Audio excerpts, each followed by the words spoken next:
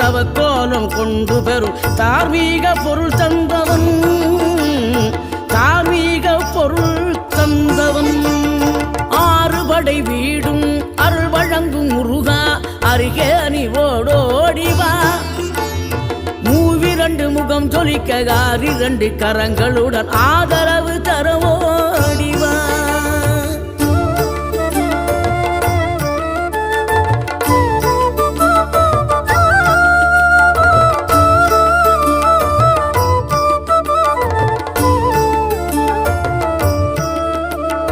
சினம் கொண்ட என் மனதை இனம் கண்டு அருள் செய்து வளமாக வைத்த முருகன்,